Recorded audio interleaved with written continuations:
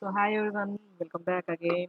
So I'm making a videos from on Python for data science. In the previous sessions, we have seen introduction to Python, what is data science, and introduction to data science. So what is Python and the uses and importance of the Python. So in the upcoming video, we are going to see how to install and how to set up the Python in three different things. So let me go into installation and setup for Python. Mm, then we see there the three different types. So yeah, no one. Installation and setup for Python. So we are going to see SPYDER platform, Jupyter platform, and Google Colab.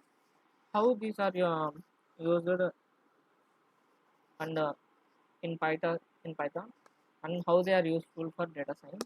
So without delay, so let me in this video I'll tell you about Spider, in the next video Jupyter, and in the next video Google Colab. So now in Spider, so Spider is a free and open source scientific environment written in Python for Python and and for scientists, designed by scientists and used for science engineers and data analysts. It features a unique combination of the advanced editing, analysis, debugging, and profiling functionality of a comprehensive development tool with a data exploration, interactive execution, deep inspection, and beautiful visualization capabilities of a scientific package. So, Spider is is a open source environment that is written in Python and designed for scientists, engineers, and data analysts. Mm, these are some installation links I'll post in the description also. You can go to it and you can download Spider software. And this is the main home page link of Python. Sorry, Spider. Yeah,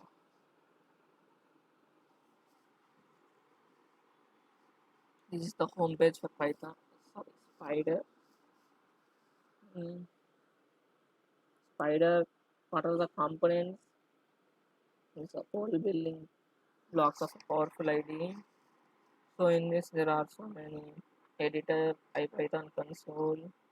In editor we used to put the code in editor, and in the IPython console we can interact with it, and variable explorer we interact and modify the variables on the and plots. We can save the figures and images. Create debugger trace each step of your code's execution, and if any help required, instantly view any of the stocks and your own. So these are some plugins. So how to download? So after going to this home page, coming down, so here you can see download for Windows. So click it, the download will start here. So then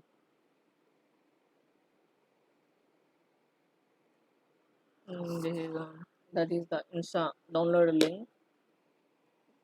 See, so we'll watch a video, some first step with the spider. So let me show you the video. So this is the video that I am going Happy to play. spidering!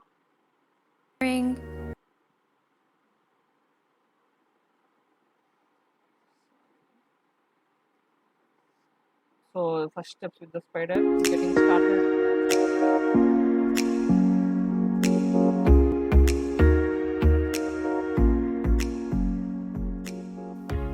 Hello everyone! So in this video, they'll tell using Anaconda Navigator. So installing the Anaconda Navigator and then launching the Spider is one of the way, or we can directly install from the I'll post in the description. So anything is one, you can take it from any of them. So when you go to Anaconda Navigator, it will be very useful. So we can launch Jupyter also from there. So we can use Spider also from there. So installing separately, if you install Anaconda Navigator, so you can get maximum of the things required. But I have used the link that share in the description. So please watch the video.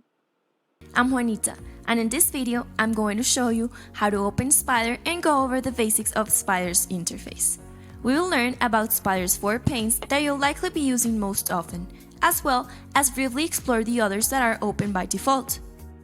If you don't have SPYDER installed and would like to follow along, you can download it at the link below this video.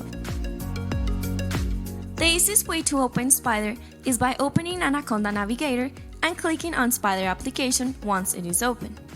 So this is the Anaconda Navigator. So when you open like this, like page will open. So here you can see Jupyter Lab, notebook, more number also will be there. So just you need to press launch. So it will automatically install, and you want to.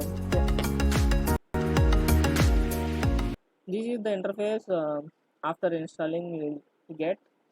So this is the editor and this is the console, and as you have seen in the homepage, variable explorer, plots, help. So this is the editor and this is the console. So watch. In case you have an older version of SPYDER in Navigator, open the command line or the Anaconda prompt in the case of Windows and type the commands conda update Anaconda and conda install SPYDER equal 4.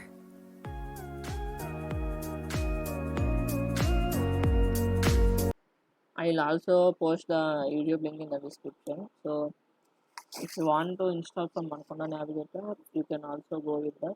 No problem.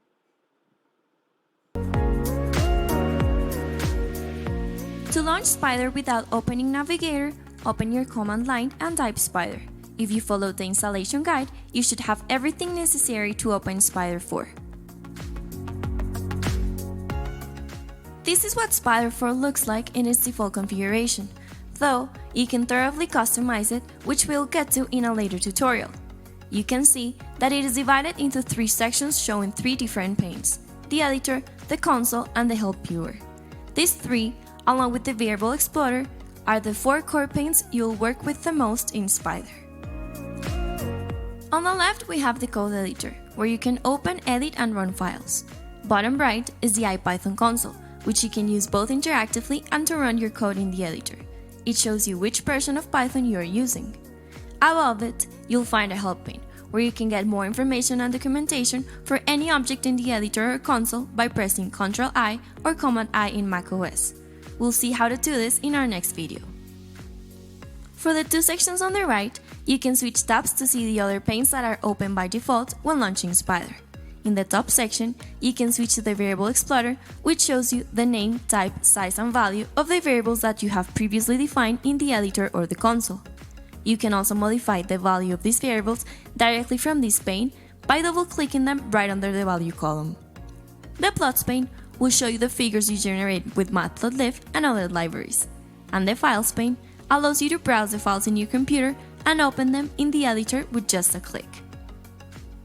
Finally, in the bottom section, you can also access the history pane, which shows you the commands you have entered in the IPython console, including those from previous sessions. I hope you're now familiar with the basics of using the SPYDER interface. In the next video, So these are the basics of the SPYDER software and what the interface you get after opening it. So nothing, there are as you have seen in the home page, there is editor. So here we can see directly history of what we have did in the previous also. So have SPYDER in.